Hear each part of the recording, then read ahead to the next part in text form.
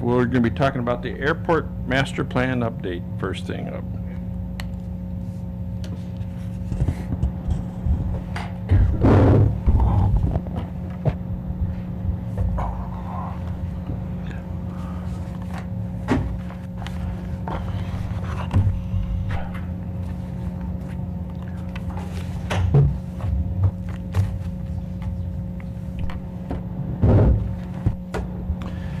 Good evening.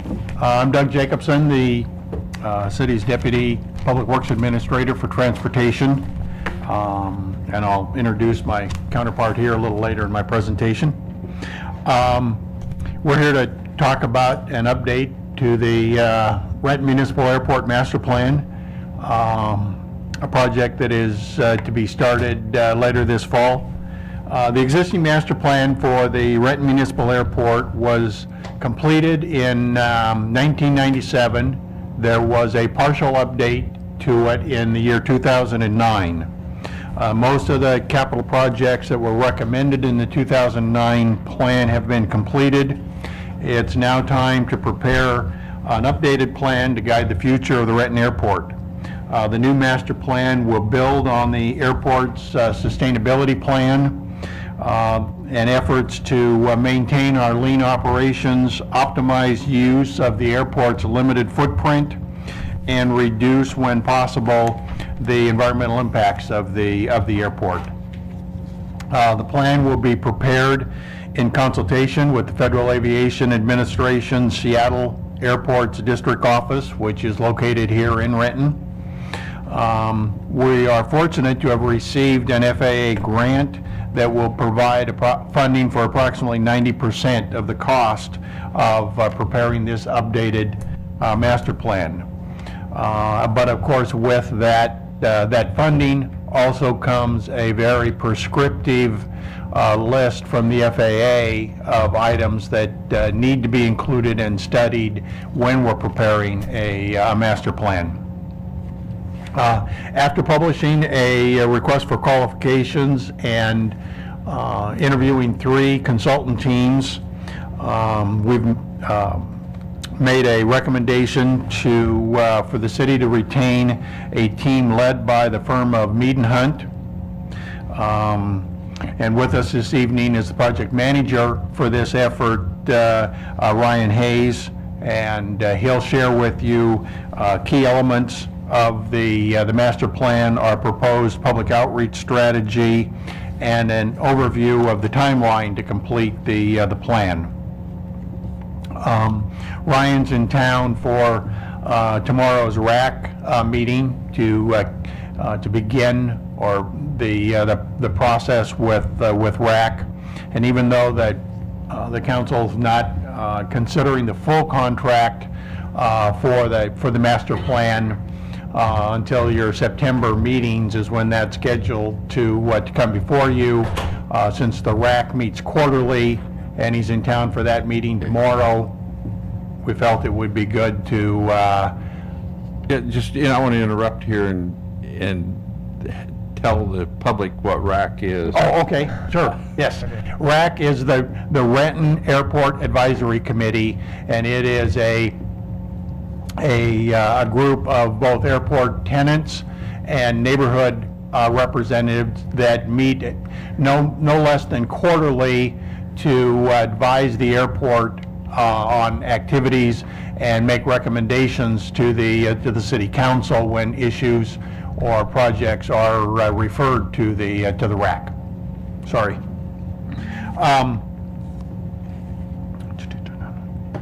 And with that, I'll turn the presentation over to Ryan. He's got a short PowerPoint presentation that will help describe what a master plan is.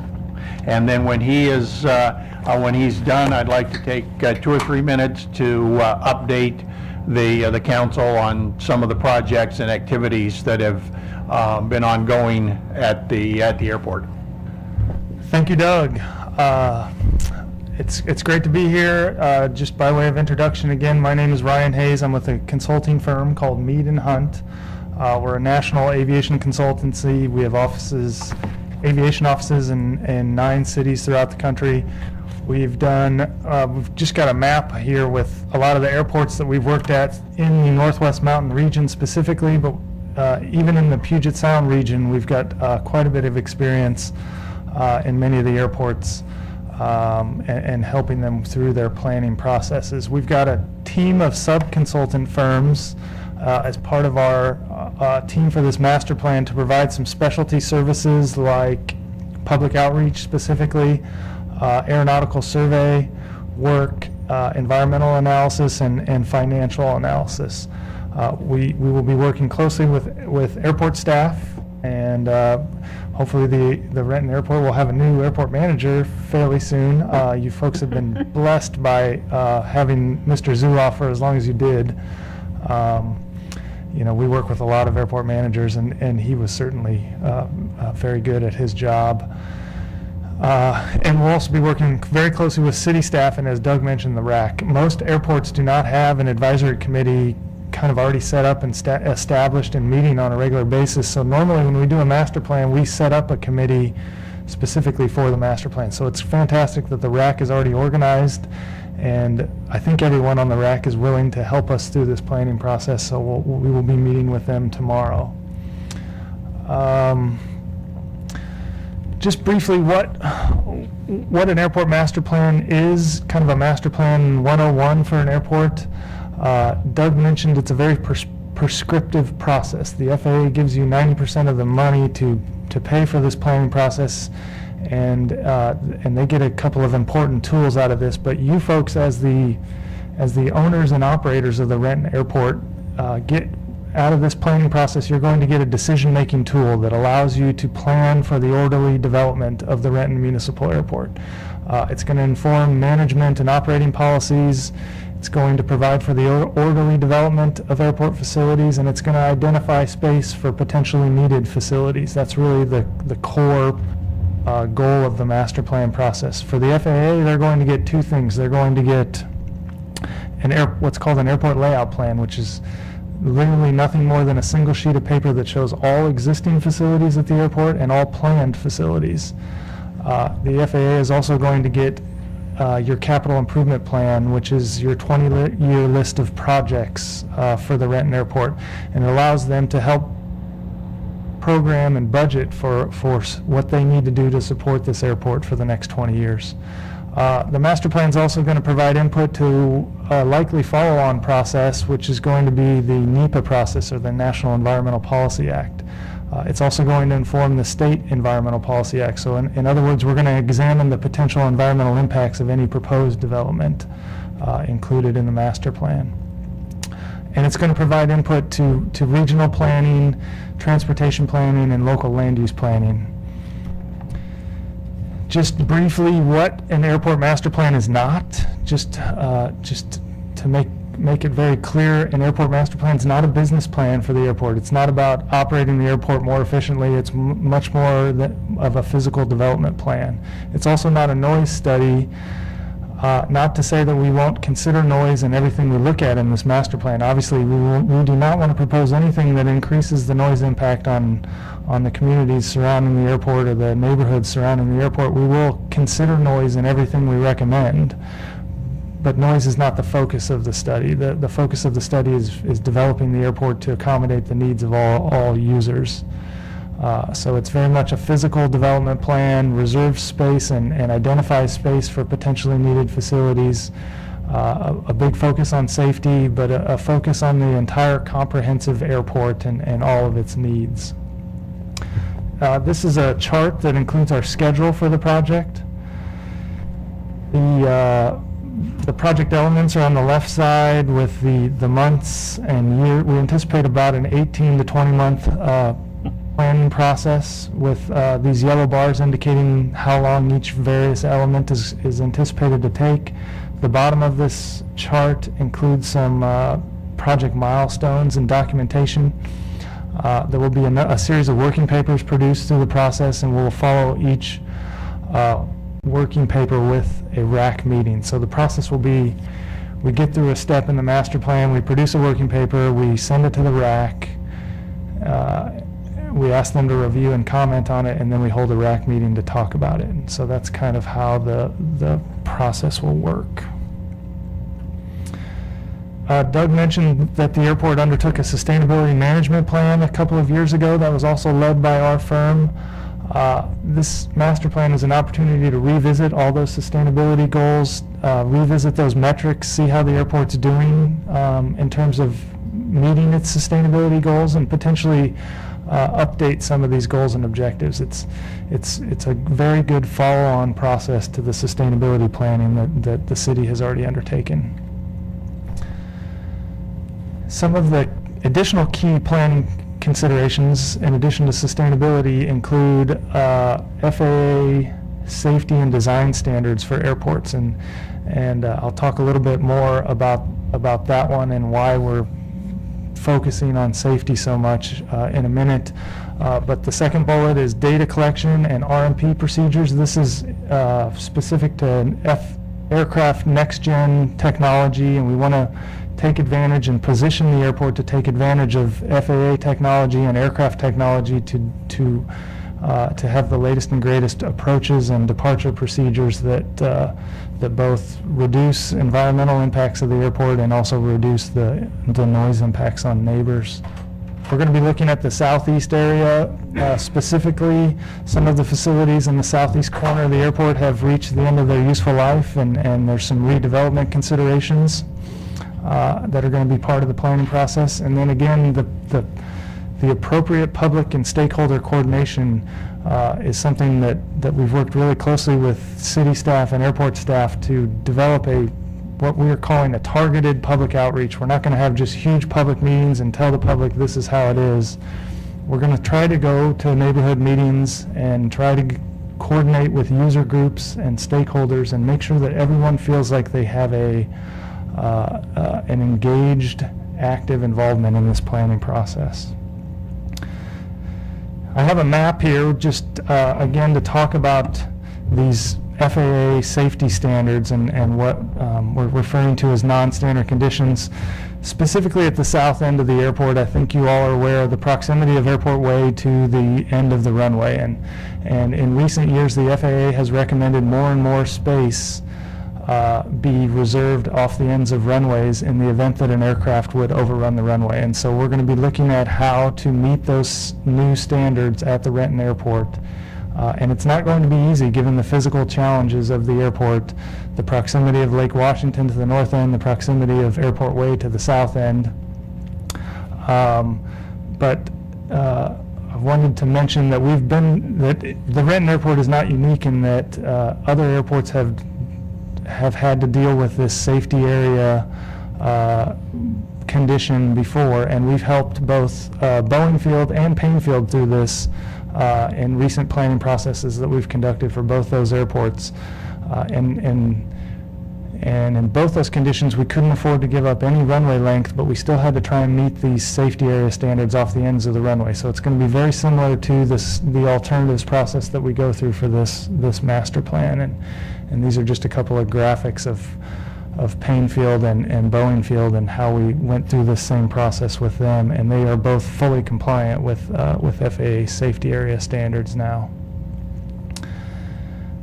This next graphic is just kind of a cool graphic of a potential RNP approach procedure to the Renton Airport from the north, and as you can see from this graphic, Excuse me for the Sure. public that's watching that doesn't know what RNP stands. Oh, absolutely. RNP is Required Navigation Performance. It means that the airport or the aircraft has to be equipped with special technology that allows them to fly this approach. But most of the Boeing aircraft are equipped with this equipment. SeaTac has implemented these procedures over the last few years. And what's cool about this new technology is most approach procedures are straight in to the airport. This RNP technology allows the aircraft to fly more of a curved path, which presents an opportunity at this airport to have the aircraft fly the east channel, which is what's illustrated on this graphic, and have less overflights specifically of Mercer Island. So the master plan's role in these new procedures is we're going to be doing an aeronautical survey where we survey obstructions and we survey the heights of trees, and we do a GIS data collection process for all of the airport and all the areas surrounding the airport, so that the FAA can take all that information and use that when they design the procedures. So our role is set the airport up to take advantage of this future technology in the master plan. Again, the southeast development area, we just kind of have a zoomed-in aerial showing you where that area is, and I'm guessing everyone is familiar with some of the facility, a lot of just general aviation aircraft parking apron and hangars in this area, and exactly how this area gets redeveloped, how it gets laid out, is going to be one of the focus points of the master plan. And then my last slide is just, again, we've spent a lot of time developing the stakeholder and public outreach scope and trying to figure out exactly how to do it right. We have a local firm from here in Seattle called Enviro Issues. I don't know if anyone has heard of that firm, but they do a lot of public involvement for transportation projects specifically, and they're going to help us kind of target this outreach program to the folks who need to be coordinated with and need to be reached out to. So that is all I have. And Doug and I are happy to, or Doug, you had something else you wanted to? No, we'll answer questions on the master plan, and then if there are any, and then I'll provide the update on some of the other things going on at the airport presently. I guess for the public that's watching, the question is, why are we doing this plan? I mean, it makes sense to make this plan, but also I think it's important that they know that this is a plan that we're required to do.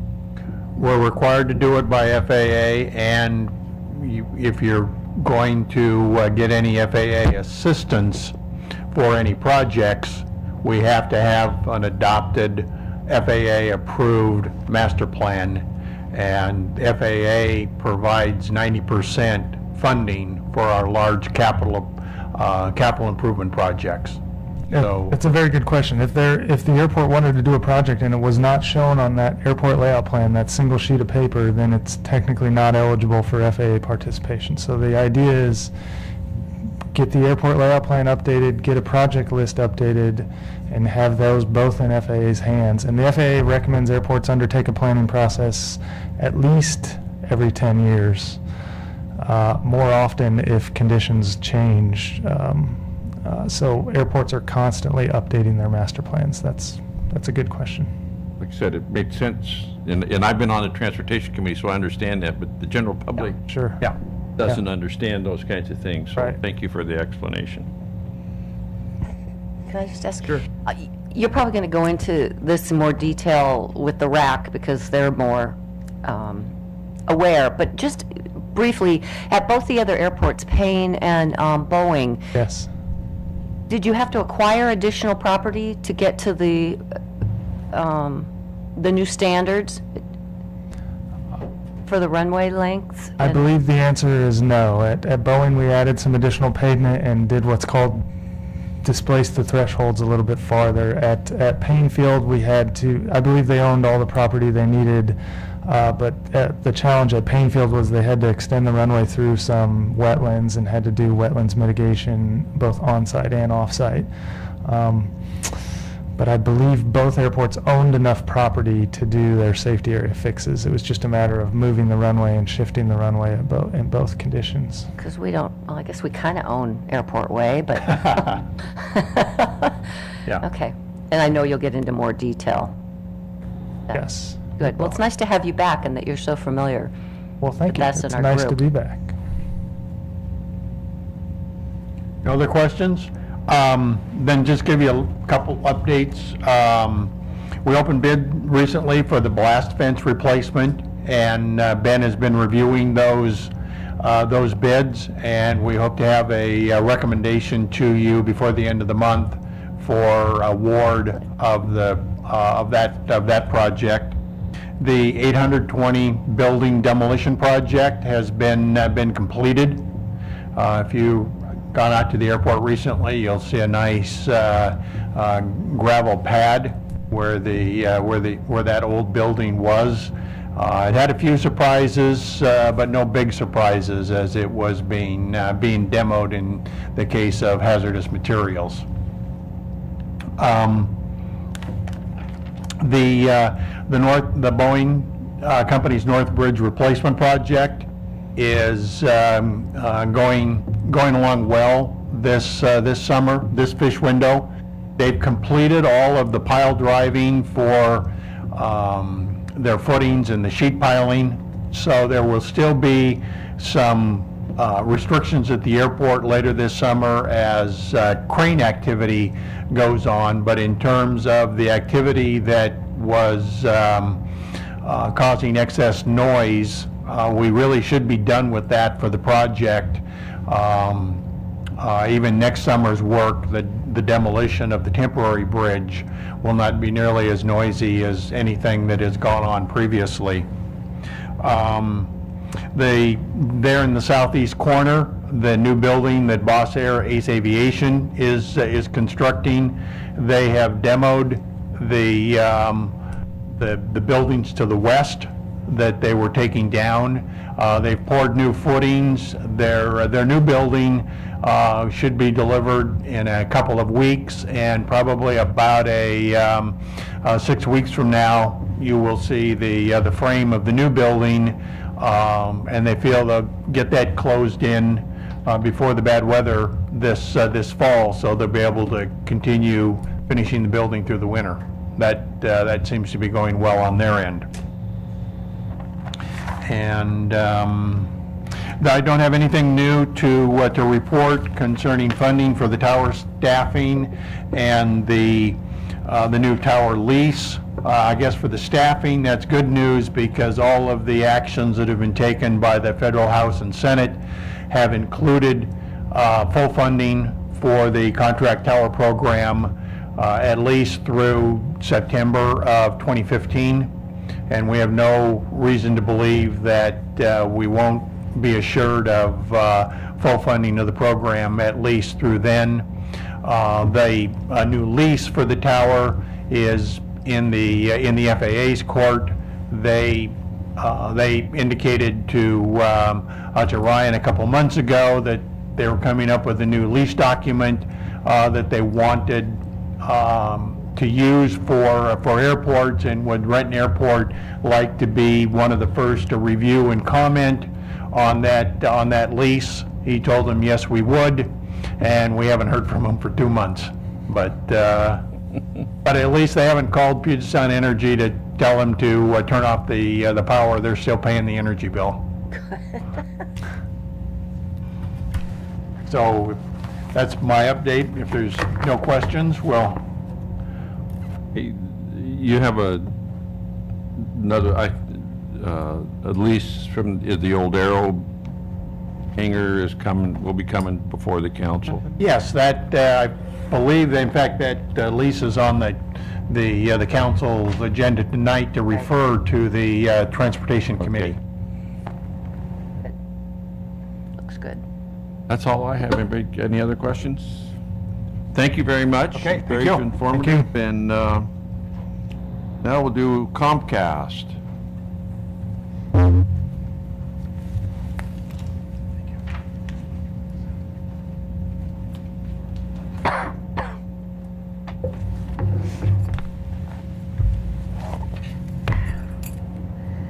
Good evening, Council President Person, Council members. I'm Preeti Sridhar, Deputy Public Affairs Administrator. I'm here today with Mike Bradley. Mike Bradley is with the firm Bradley, Hagan and Gullickson. He's actually come down here today from Minneapolis to share with you the agreement that we have reached with Comcast. We've been in negotiations with Comcast regarding their cable franchise with the City of Renton since 2013.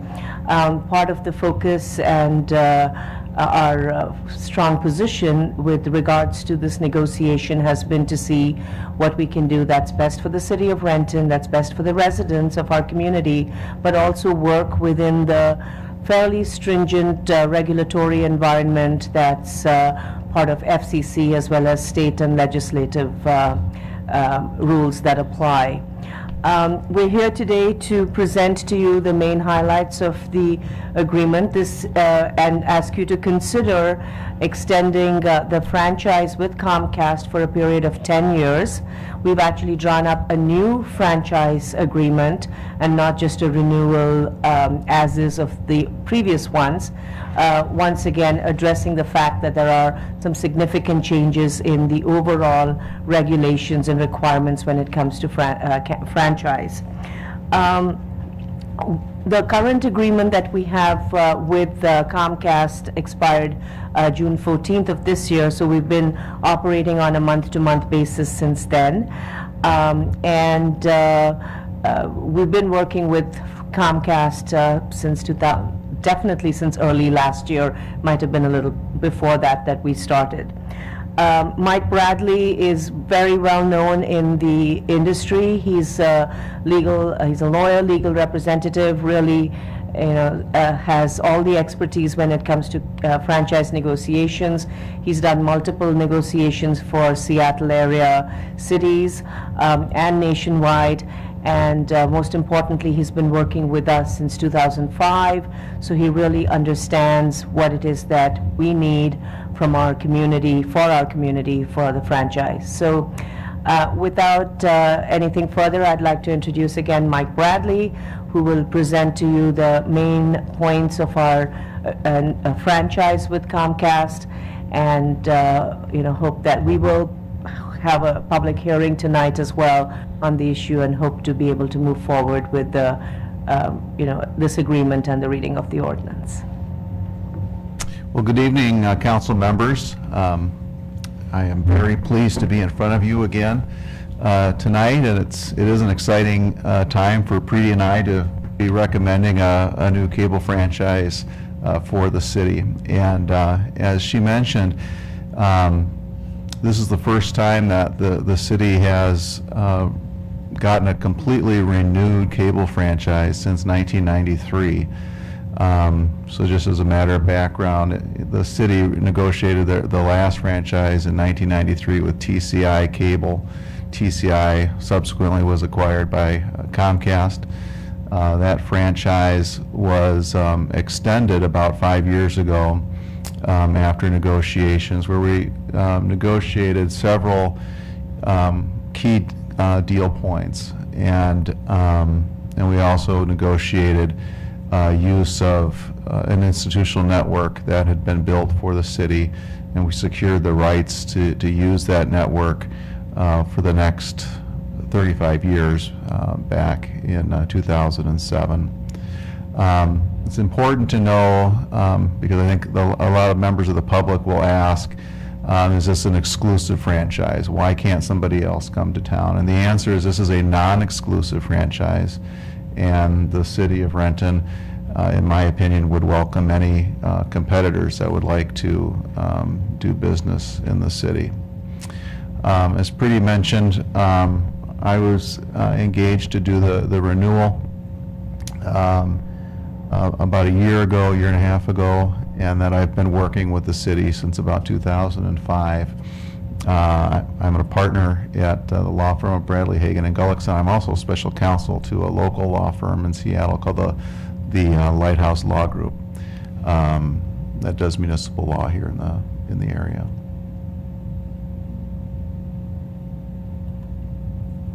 What am I not doing right? Go. Okay, so when Preeti and I started, we did an informal ascertainment of the city's needs by meeting with council members and meeting with key city staff, and we were able to put together what we felt the city needed in a renewed cable franchise. Once we did that, then we sat down with Comcast, drafted a franchise, and started negotiating the deal points. We in the cable franchise world, there's two ways of doing cable franchising. One's through the informal process, and one's through the formal process.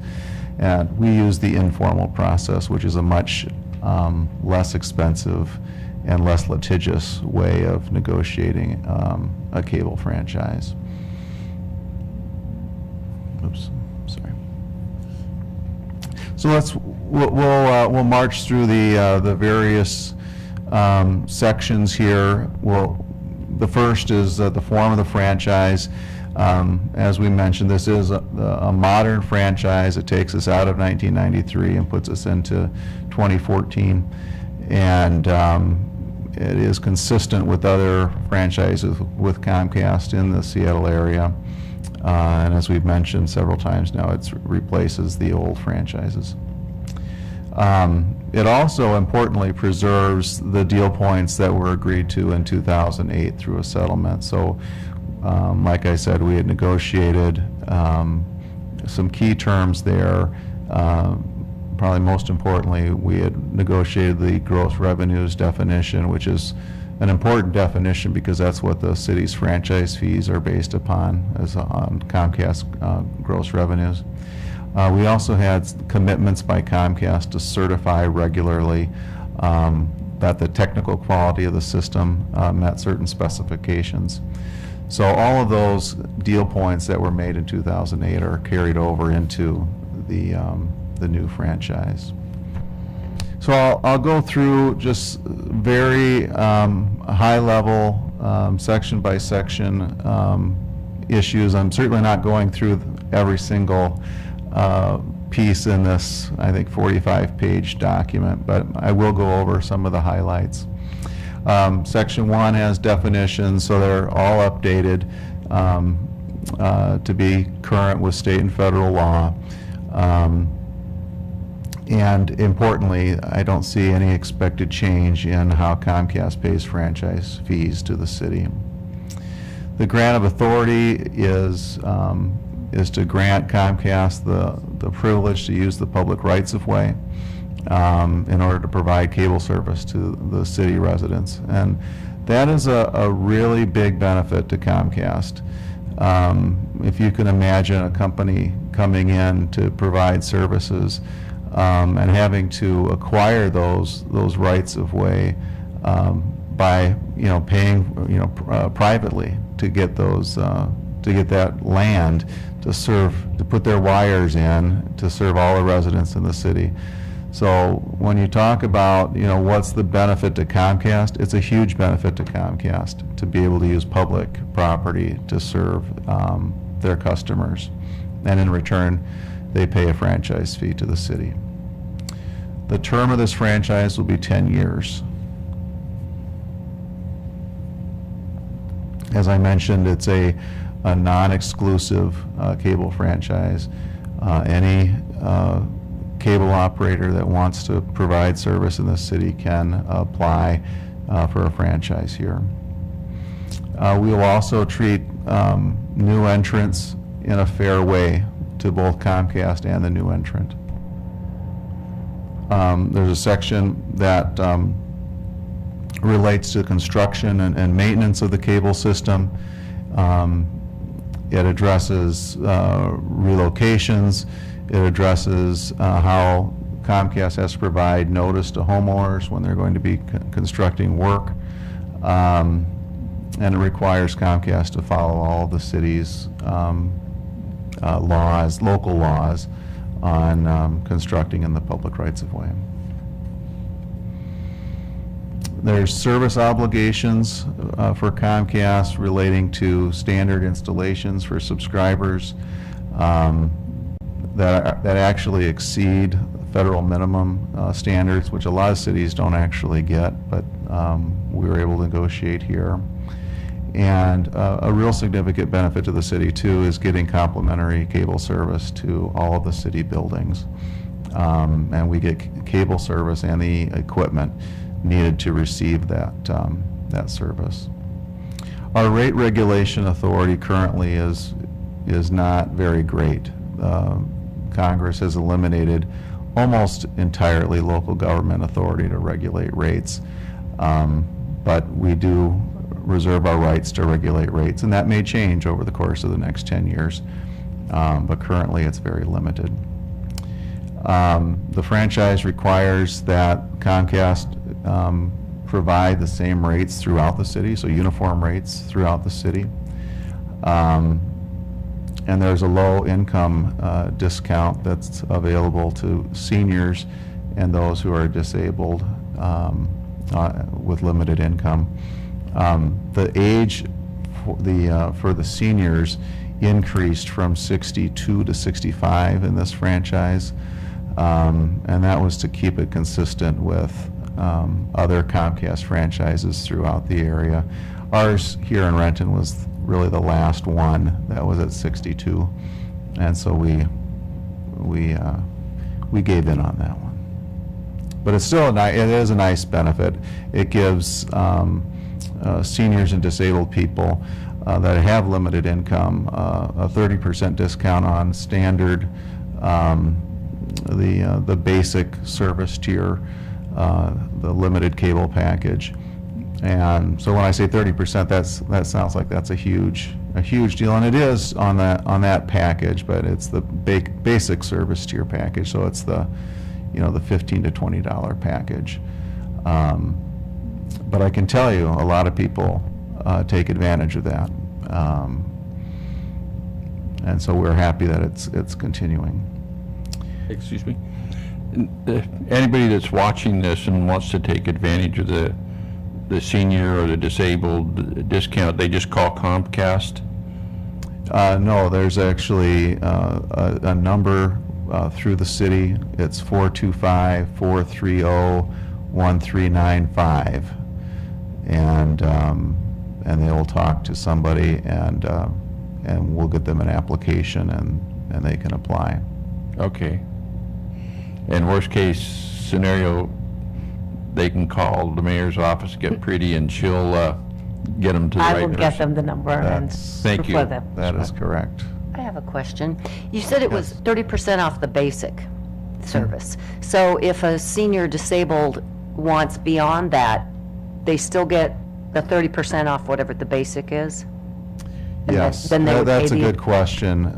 Yes, the Okay. answer is they get the same discount they would get on that limited cable package.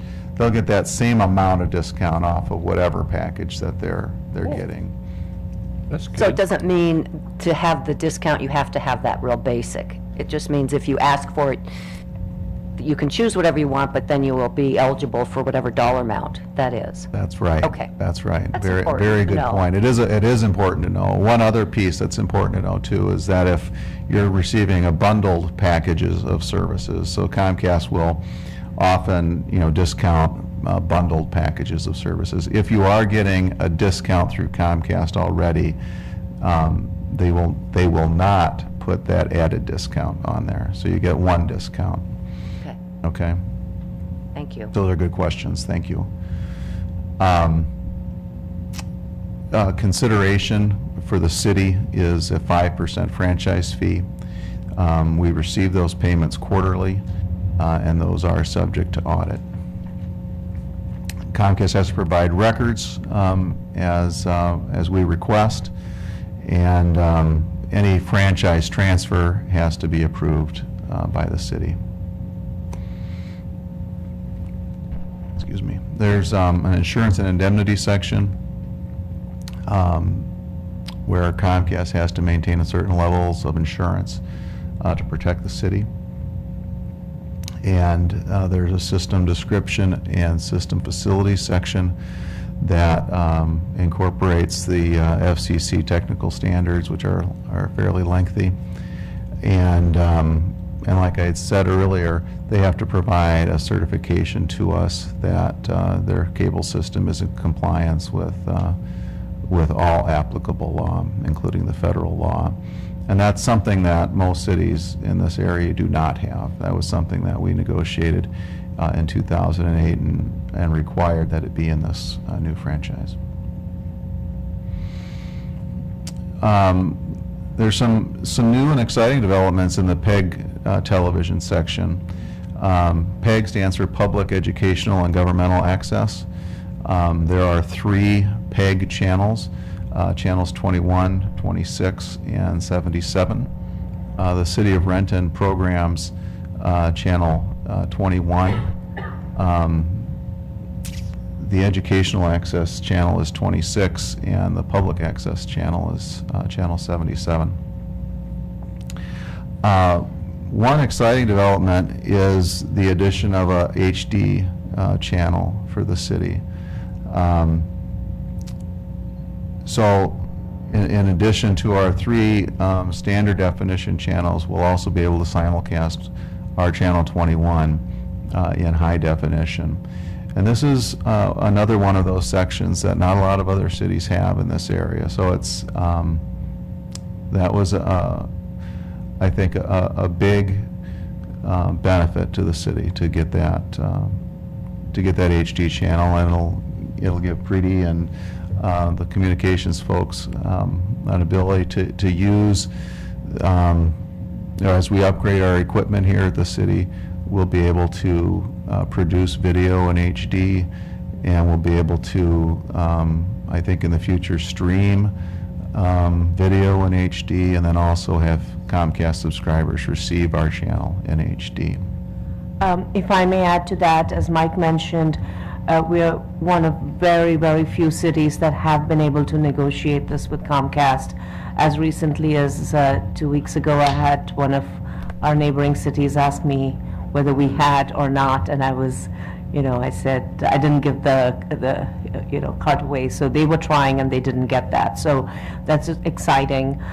The other thing is, for all the other programming that we've been doing for the past year plus off-site, where we've had either ribbon cuttings or events like River Days, etc., we've actually been producing in HD. We've actually been using high-definition cameras, but where we've been impaired is that when it gets to broadcast, it's been limited by, what Channel 21 can offer.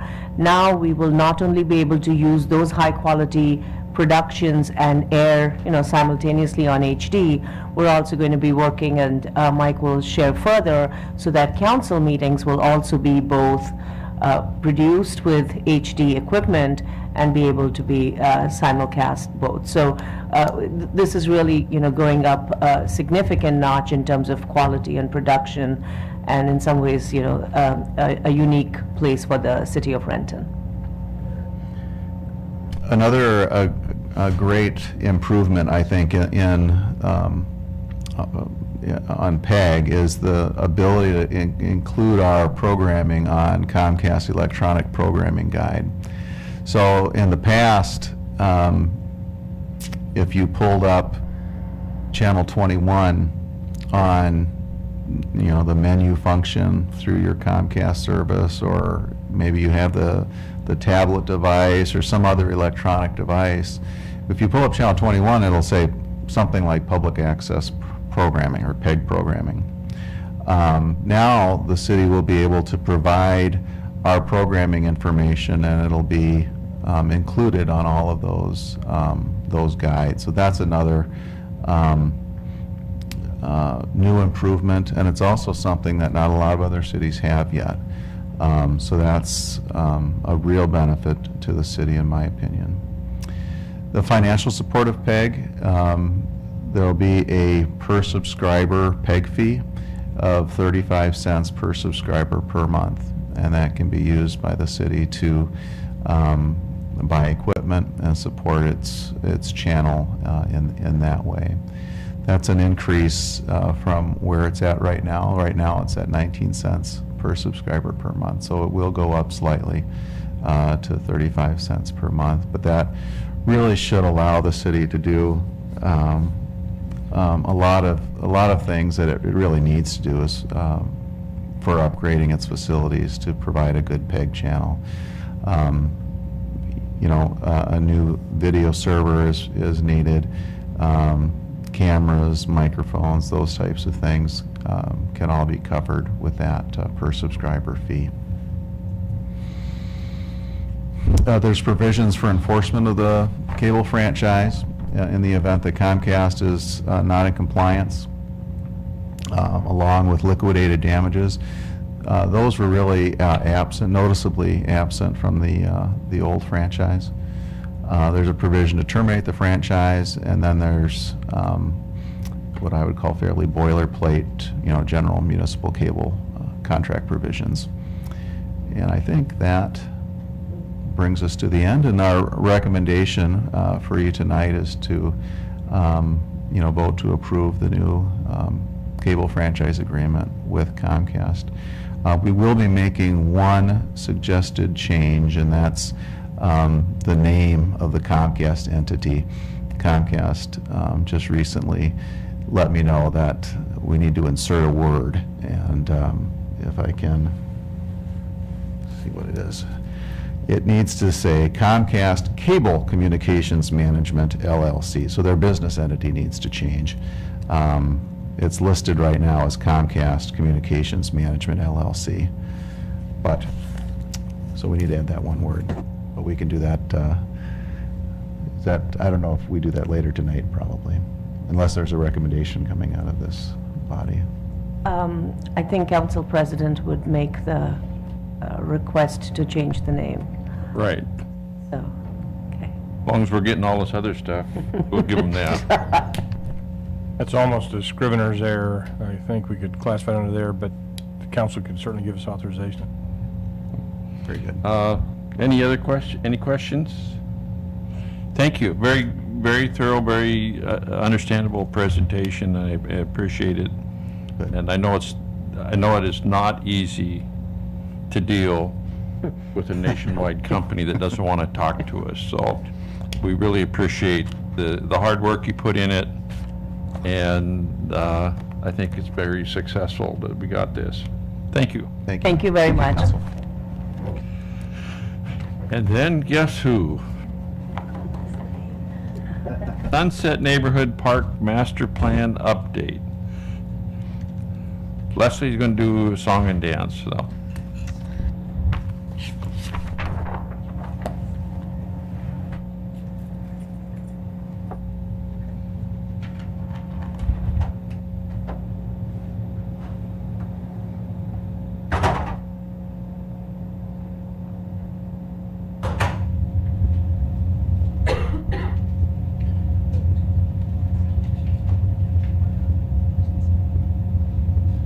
Get to the slideshow here.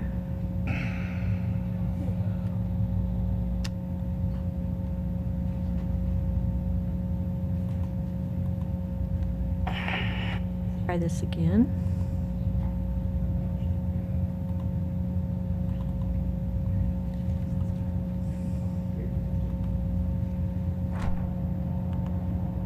And I'm having a hard time getting to the slide.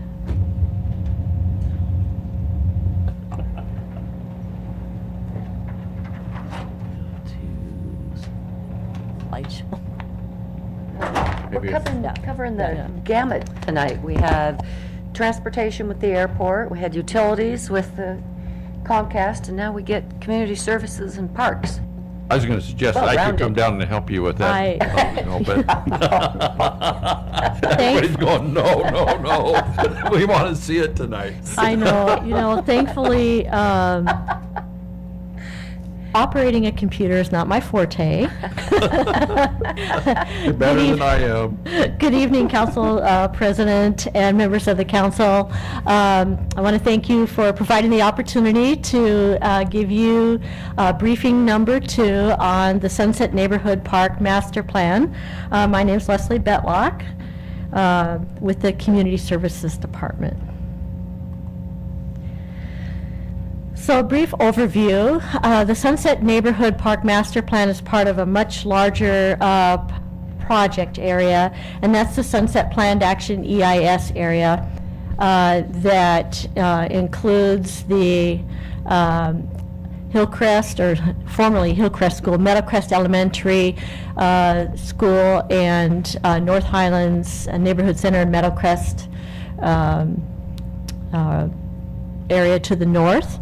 Highlands Park to the south, and then in the middle is the future park area. The timeline for this has been an ongoing project for a number of years, starting in 2006 and 7 with the Highlands, First Highlands Task Force.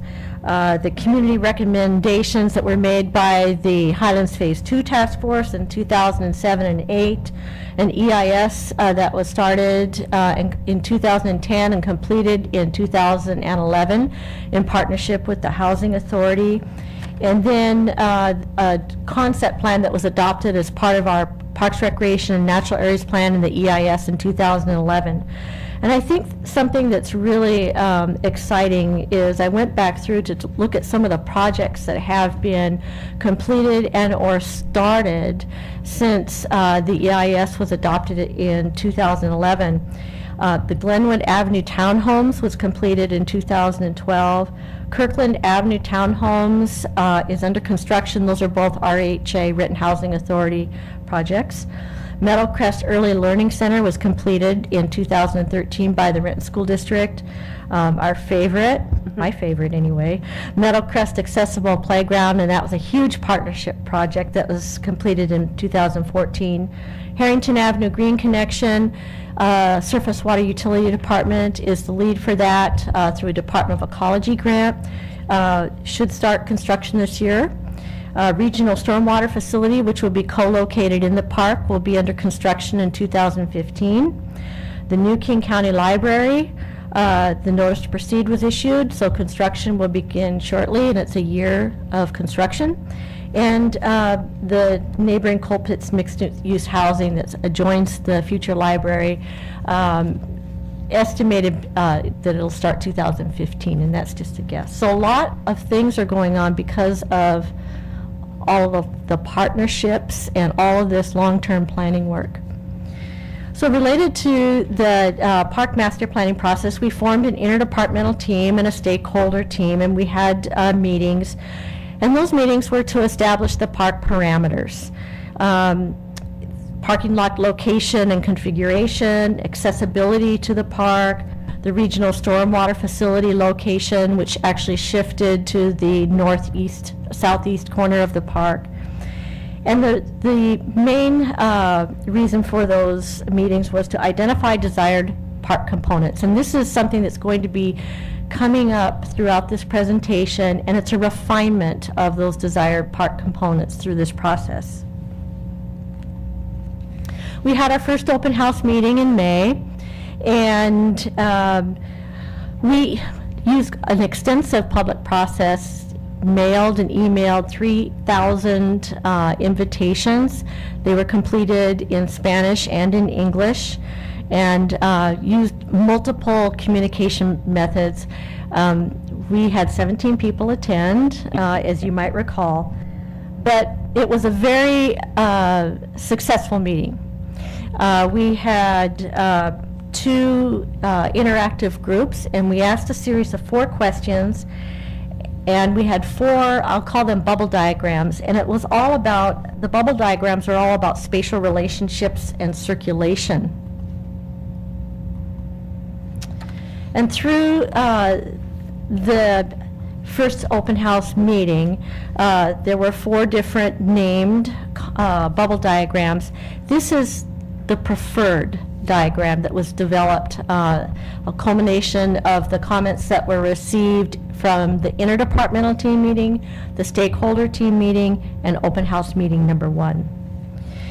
And so the desired park components to this point in time include active areas for teens and a variety of ages, and that's open turf and hardcourt areas, a pavilion, education components related to the stormwater facility, picnic shelters, benches, tables, a tree walk, primarily highlighting the north-south connection along, it will be the former Harrington Avenue. The right-of-way will be vacated for park development.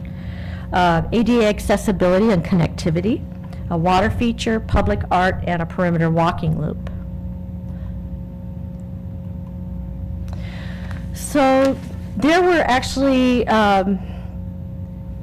more desired park elements than there is available land, and that's not uncommon for any park. And so what we did is we did an analysis of what exists a half a mile to the north and a half a mile, so a half a mile to the park facilities here, a half a mile to the north, up to Meadowcrest and North Highlands, and then a half a mile to the south.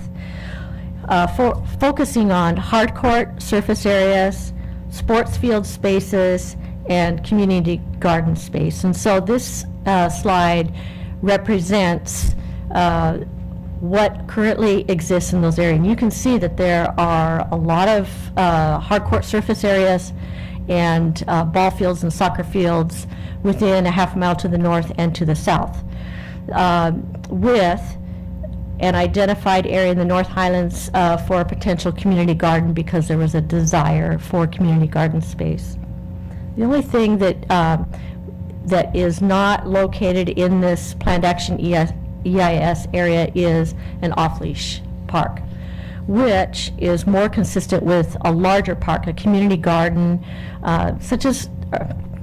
community park, such as Liberty Park, where it's really high-use, high-traffic area.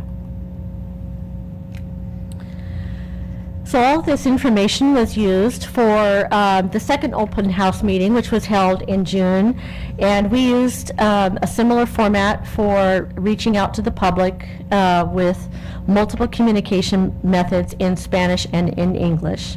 And we again had 17 people attend, but it was again a very successful meeting. Got a lot of real good public input. And we used a similar facilitated workshop activity. This open house, we used schematic plans, and so those are more refined plans, and it's a scale plan that explores the alternative design solutions, and primarily related to functionality, usability, adjacencies or relationships between different recreation activities, code compliance, security, safety, and aesthetics. And the purpose for this meeting, in addition to refining the park components, was to ascertain likes, desires, and dislikes. So as you can see, this is a refinement from the bubble diagrams. We're getting more descriptive. Each of the three schematic plans were named. This is Water Commons. Some of the likes were the play area arrangement, which is right here. We have one for 2 to 5 year olds, and it's red in color, and 5 to 12. The pergola around the performance space or open area. That's actually a couple of pergolas. There's one here showcasing the area across from the future library, curved benches, and the restroom location, right here. Dislikes were the water feature, and I've got a board following this slide showing you what that water feature was proposed to look like, and steep slope. And desires were for art to be located at each end of Harrington Avenue. And this is the photo board. So as you can see, these are some of the things that people liked, particularly the curved benches and the pergola. And people really did not like the water feature in this, and it's called a runnel, and it's hard edge with water running from one end to the other, and there might be a little water feature with water going over. People didn't feel that there was an opportunity for children to interact. They did not like this water feature. But that's the purpose of going through the exercise with the public. The second schematic was the village green, and you will see something similar in all three of these plans, and that came out as part of our first open house and the interdepartment on stakeholder meeting, and that's where there's this north-south connection along Harrington, so that's going to show up in all three, and the bulk of the active areas located on the right half of the schematic, and those were the desires that came out through all those former meetings. The public liked, and I'll show you a photo board of this, a bolder, natural-looking water feature. So the water feature is still in this central plaza area, but it's a series of boulders. The trees that highlight the former Harrington Avenue from north to south. There we go. There were no dislikes, but people preferred the performance area in the last slide that I showed you, the water commons, and the seating near the performance area. So you start to see pieces or components of each of the schematics that people prefer. People in general, they preferred all the photo examples on this board. And they especially liked the boulder water feature. And you can see that there's different opportunities for that to happen. They felt it was more interactive.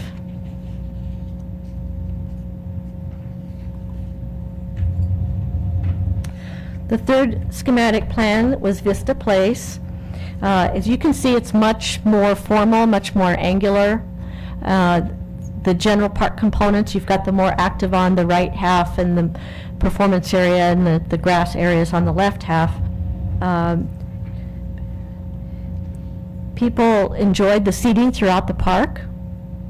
They liked the art locations. There's art locations along the north and south entrances in the former Harrington Avenue. The view from the plaza, there is a view, this is a high point right here. There's an opportunity to have a plaza area with a view through these buildings to the south. People did not like the angular layout at all, and they did not like the water feature. And they desired trees along Harrington Avenue, that north-south connection again. And this is a photo board. People enjoyed the seat walls. People really liked this restroom. Out of all the restrooms, they liked the architecture of this particular restroom. Did not like the water feature at all. As you can see, it's just water on a flat surface, horizontal surface. Not a lot of noise. Just did not like the water feature.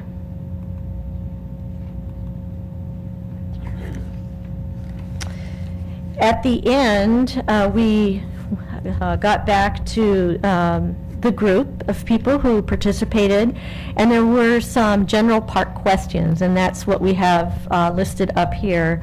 I won't go through, I can if you'd like. I was just going to highlight some of the answers. Question 2, who selects art for the park? The Renton Municipal Arts Commission will provide direction on the art selection. Question 6, how much will it cost to construct the park?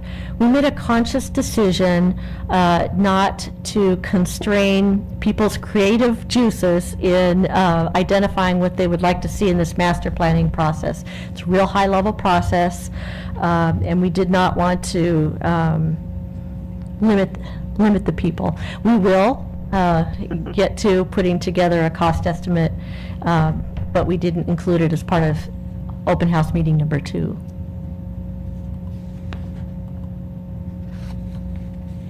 Oops, I need to go back. Uh-oh.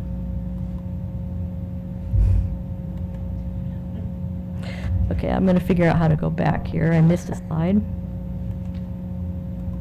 There. Desired park features summary. So here's this desired park features again, and there were no significant changes. And so we keep going back and revisiting these, what people like and dislike, and we keep refining, and these 12 items have come up through the process to date, and they will be used by our consultant to develop a preliminary master plan.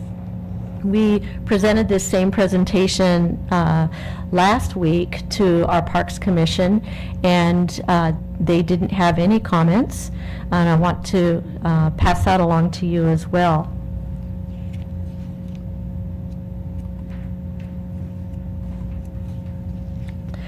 So our next steps, and I put on near your computers when our next open house meeting is, September 23rd.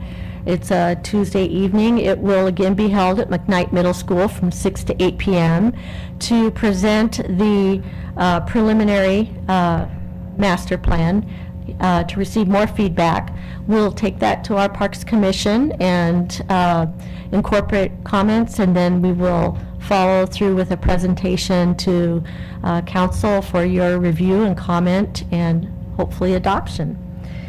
I will say that while we have not looked at, put together a very detailed cost summary, we do have numbers in the proposed CIP program for the 2015 and 16 budget for acquisition and also for development. Because it is a costly endeavor, we are exploring capital funding opportunities and other funding sources as well. Just to follow, one of those funding sources, we'll hope to look to the Olympia. And so we met today in just a preliminary meeting with our lobbyist, Doug Levy, to try to identify possible ways and strategies in which we could begin to package some of the elements of this plan. I think overall it makes a pretty compelling story when we look at the work that's been done there with the library, private sector development, the addition of affordable housing units will be going in along with market rate housing, and just really the transformation of that area and how this park would be a key part of that overall transformation. So we think there's a great story there. We'll be obviously back to you as we firm up and finalize a potential ask of our legislature. Any questions? Comment? The water feature that they liked, out of the three that you showed, I can see why they would choose that one. But I hear people complain about the water feature at the landing because it's slippery for little kids. It's water on hard surface. And people don't like their kids playing on that. So was there any other options that wouldn't be? Right now, it's just seeking ideas. Let's go back. And I like what I saw with the little frogs on top of the boulders.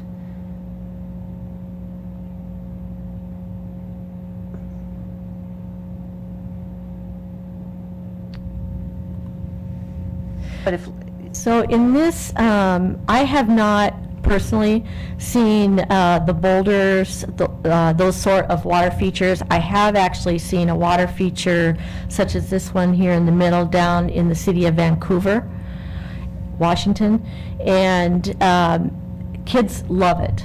They walk from boulder to boulder and in and out of the sidewalk. The water is actually contained as shown in the photo, which is a little bit different than what's shown here in these two boulders. This is more of a contained system. It's more a modernized stream. So that's, we can incorporate your comment. We've not heard anything. It just surprised me. I kept waiting for a water feature that was not on cement or hard surface. Not that I have any great ideas, but I just thought I would throw that out. Perhaps you might be thinking of a spray park where it's fountains shooting up or something. I'm not sure. I don't have any great ideas. Okay, all right. I think it'll always be a trade-off. If we go to a softer surface, you end up with more maintenance issues, and so Yeah. we'll look at that, but there's always a trade-off between trying to figure out something that's going to be relatively easy to maintain, aesthetically pleasing, inviting for families in that, and trying to find that balance between all of that. I think, yeah, I've seen spray parks. Those are on hard surfaces too, so I'm not sure. And I don't know whether, if you see like this Vancouver park, Esther Short, I don't know of any, when we've talked, I don't think they've told us that they've had any issues with injuries or anything. Perhaps kids are more careful. I don't know. Who's to say? But we'll certainly look at that, and we obviously have a lot to do before we get to any final design. Yes. Come back, so. And Terry reminded me, one of the features is, and I know that it's been very, very well received down at Coulon Park, is the fitness area for adults. And that's also incorporated in all three of these schematic plans and was very well received. And so there's opportunities to include several pieces of equipment in close proximity to the two children's play areas.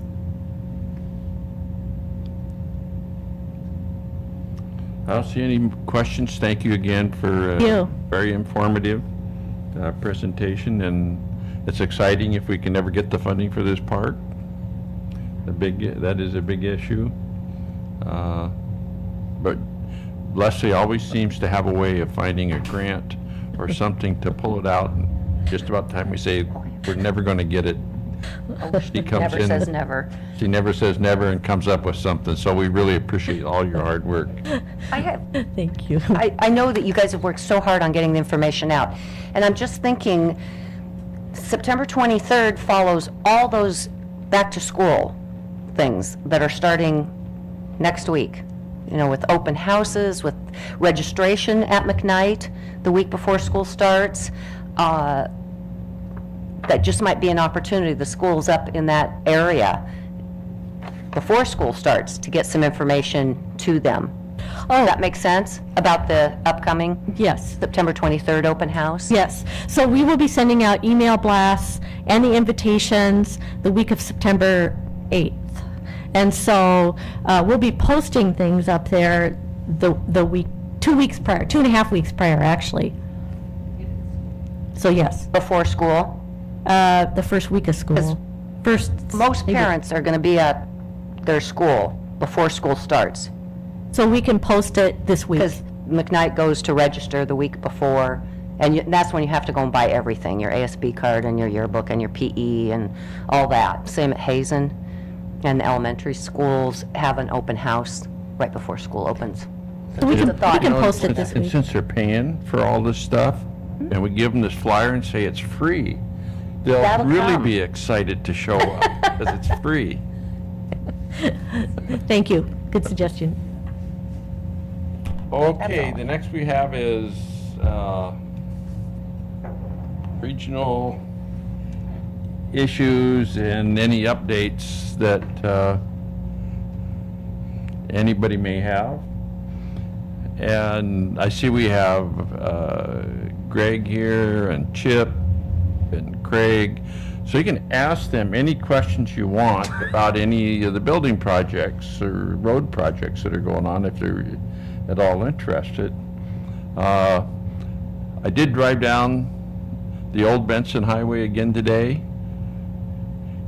And if you haven't been on it lately, starting up at the SR, the new Benson Highway coming down, you need to drive it because there's 2 more projects that I had no idea that were going to be built. There was trees there in the house there the last time I drove by, and they're not there anymore. So there is a lot of things going on in the city. So you want to comment on any of that, Chip?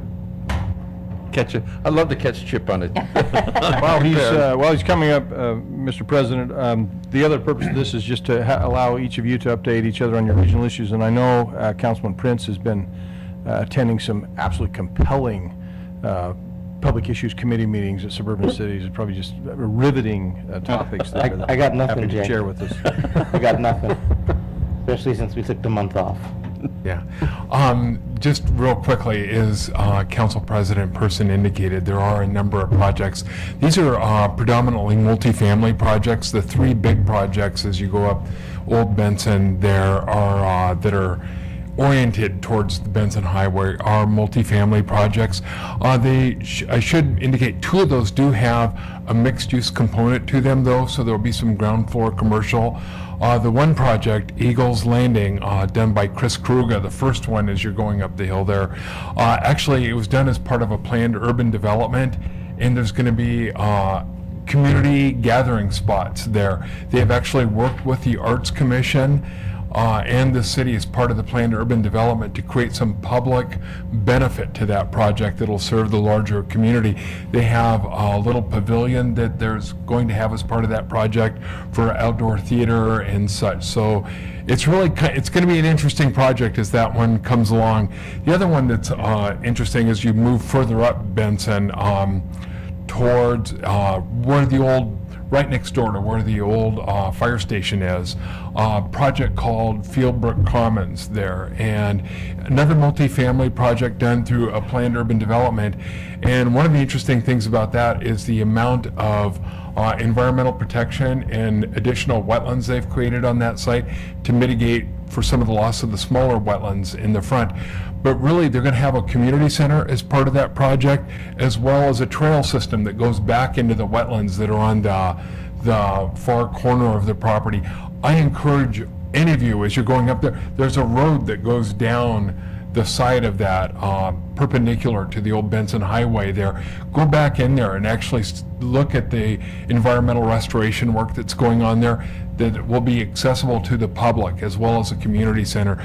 So a lot of these projects, while you see the multifamily going on, we're really pushing hard when they're being done through the planned urban development process, that there's some public benefit to the new multifamily coming into the community. So I thought I might mention that since Council President Person gave me the chance.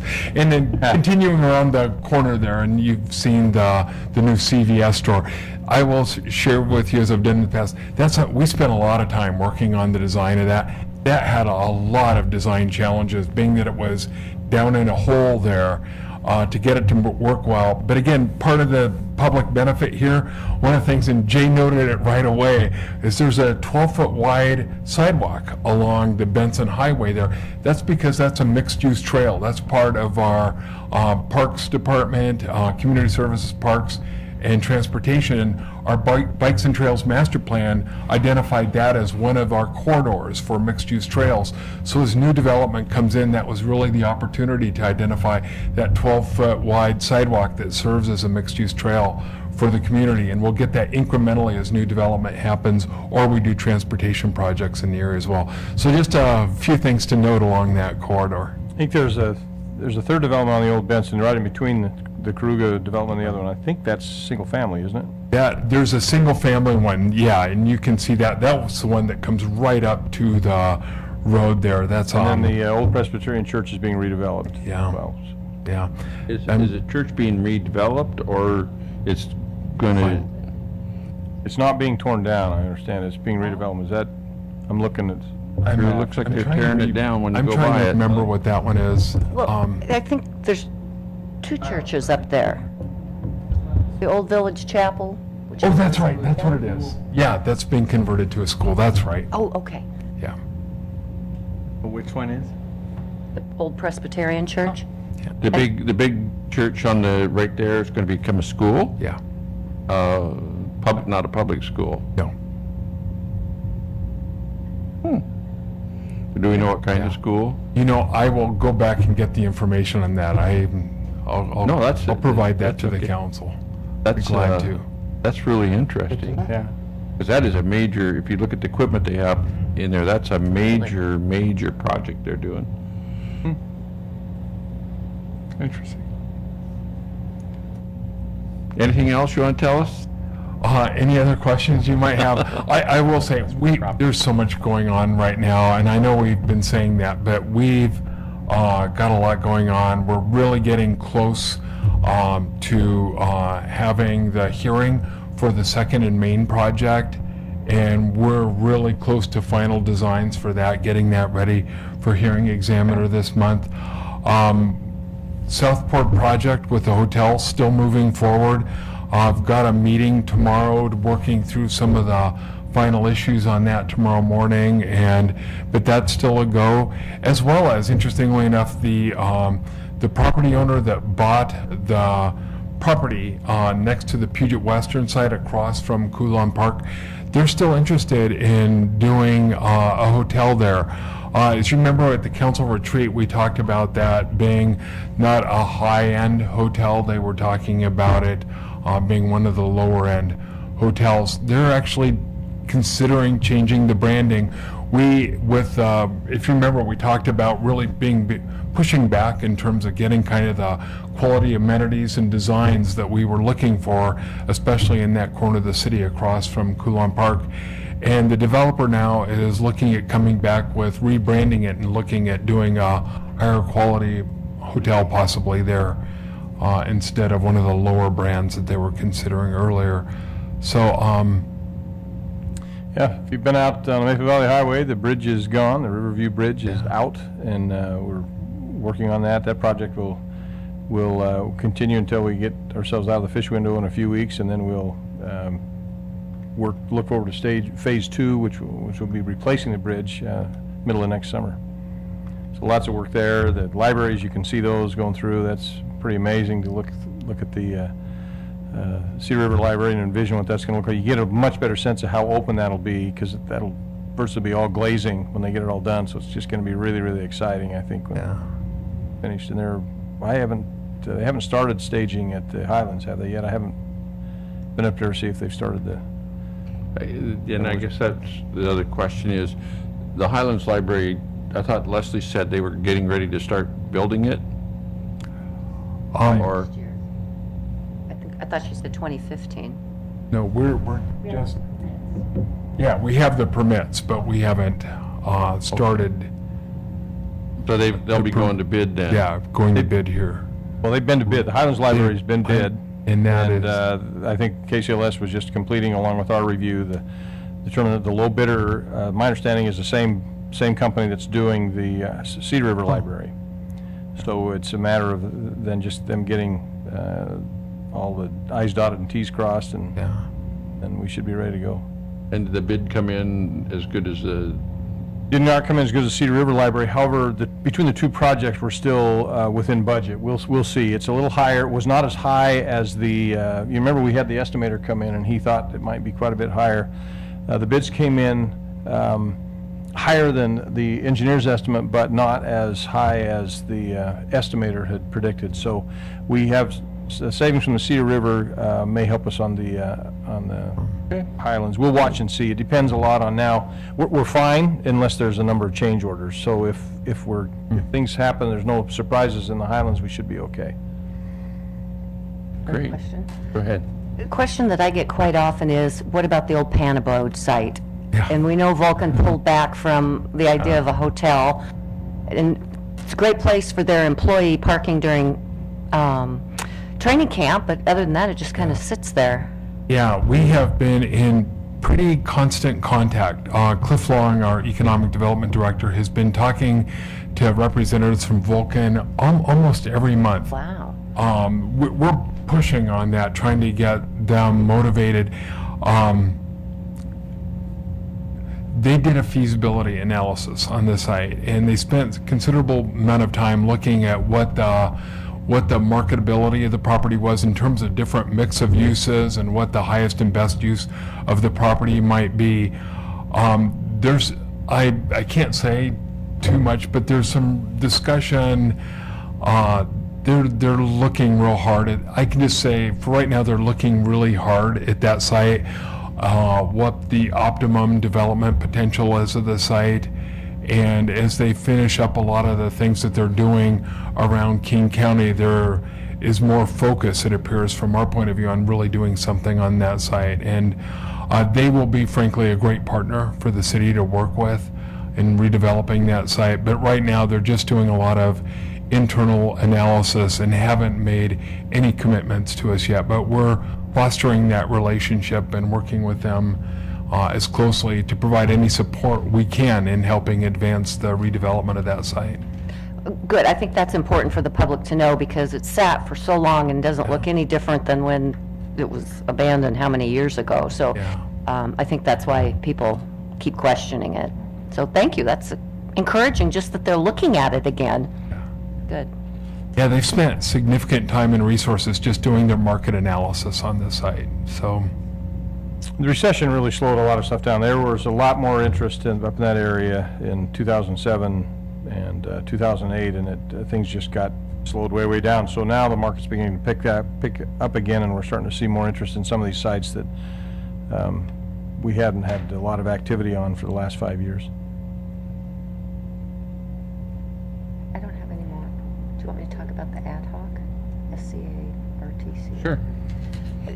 Mayor Law and I are both sitting on the SCA, Sound City Association, ad hoc committee, which was formed, and they decided to use members of the cities that are represented on the Regional Transit Center, Regional Transit Committee, which is the Metro Policy board, which I have sat on. And so the first meeting was last week, and the purpose, and Ed, that's probably what you're loving and heck, is that with the metro cutbacks, it appears that the suburban cities, which is no big surprise, is hit, particularly the east. When you look at the different proportions of who has service, but then who's getting the biggest cuts. Seattle will tell you different, but when we looked at the numbers, it is significant. So we're going to meet again in the next couple weeks just to try to come to some consensus of how to approach Metro, how to get the numbers we need. In my time, it's been very frustrating because a lot of times when they bring us numbers, it's for 2 years ago. And we all know things change pretty fast. They have in the last few years with the economy and ridership, and the SCA members have felt like we don't necessarily get updated information. We don't always get information that we've asked for. So just to let the public know that we've come together as a group to try to figure out how to better work with Metro and get the answers that we need. Not saying those cuts are not going to come, but we're taking a look at it. So just wanted to share that with you. Well, not seeing anybody else jumping up.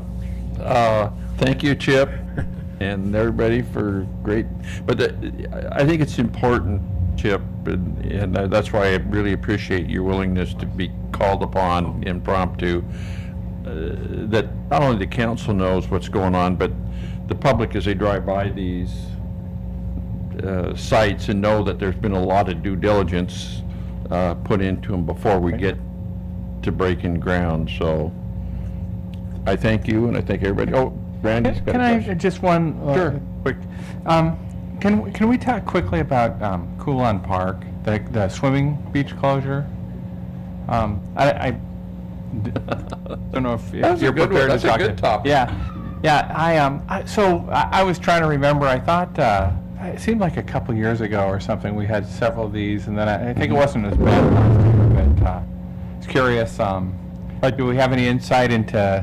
The longer time we go between rainstorms, the better chance that it's going to get closed when we have a rain event.